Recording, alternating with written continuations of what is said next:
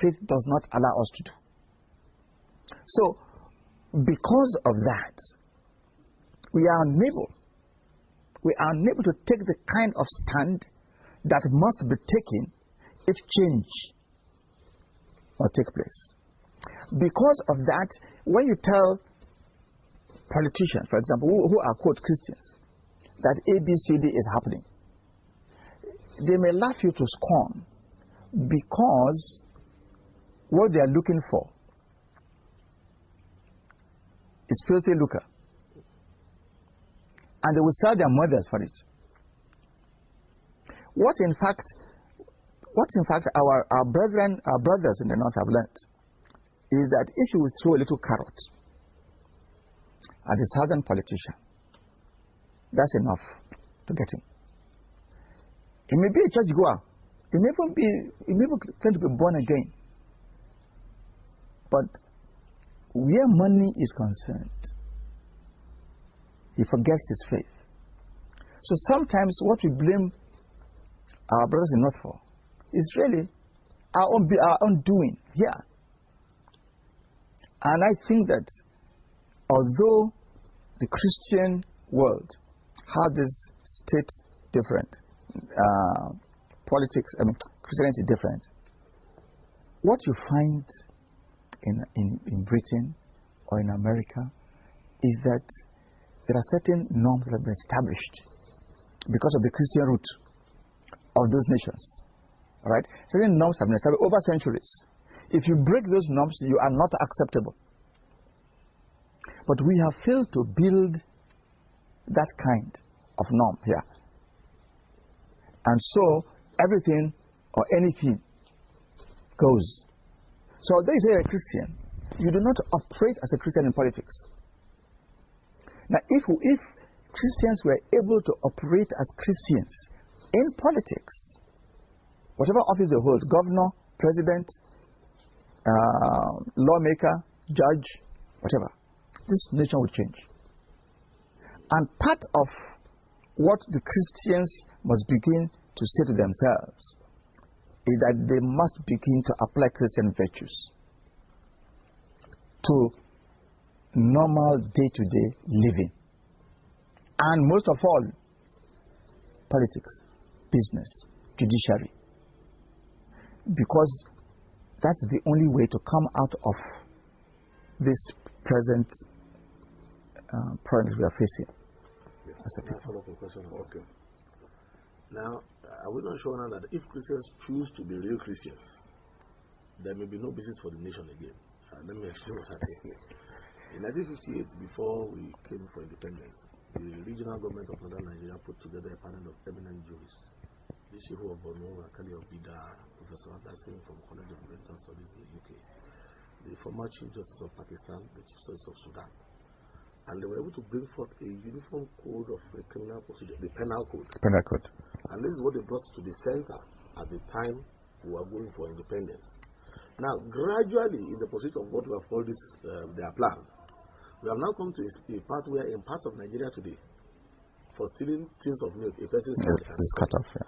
Now, the southern fathers who negotiated for the foundation of Nigeria, if you had made such a proposal to them then, when there was more principles available, they would never have agreed to a unified country. So if we begin to go back to be more principled in leadership in southern Nigeria, a Christian principle, will we ever agree to be in a nation where some parts of it will have people's limbs amputated or people stoned to death on cases of adultery that lack merit, so to speak?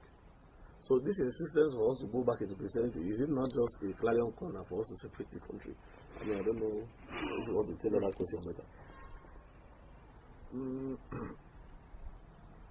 Follow up on that should be like, what is the way ahead for the Christians in this country? Given the yokes and the progress made now by Arabization and Islam.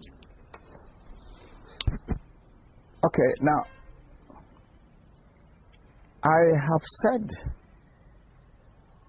in certain fora that one of the things that we have failed to do as a nation is to learn the lessons of the Civil War. The Civil War saw one part of Nigeria say, look, okay, enough is enough, me, I'm going my way. I cannot continue with you.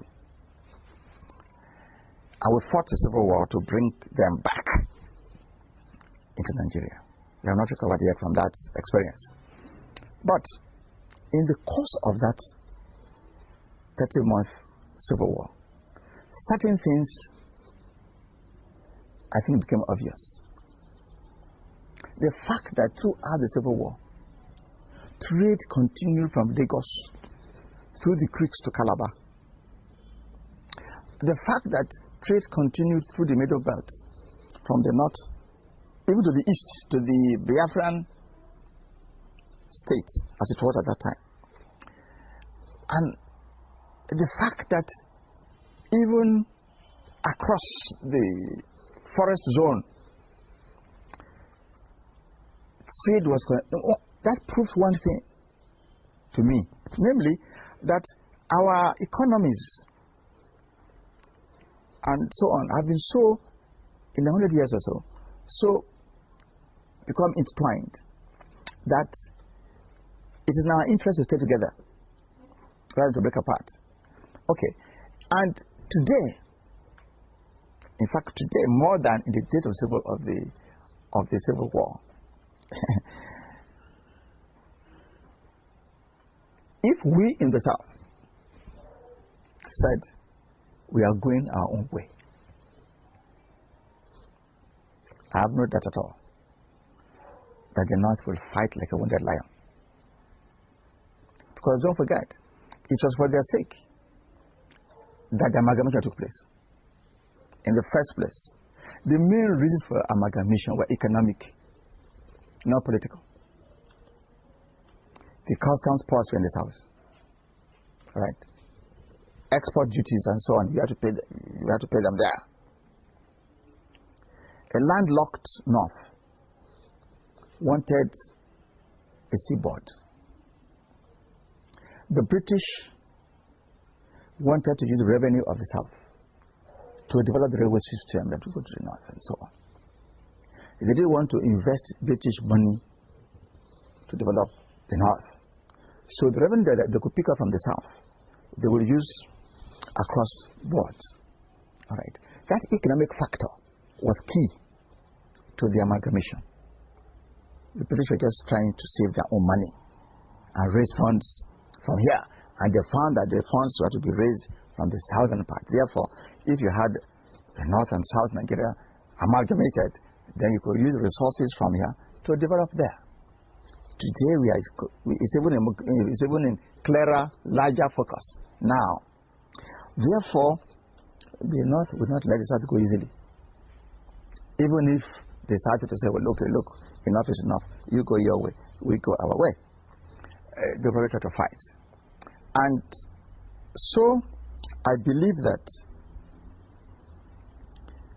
Christians have a double duty. One, let them be Christian. Because I believe that, why it is true that this Arabization thing is taking place and there's a plan, if it were possible. And I dare to state that it will not happen here, because I am believing that the Christian will rise in defense of his faith. If it were possible, of course, they want to now dip the Quran in the sea, which they could not dip in the time of the jihad. But I believe that these Christians now have a double duty. But there was a time when we were winning souls from among them. And one of the factors in that was character. When they see certain kind of behavior, they see that in fact there is something here that they can identify with.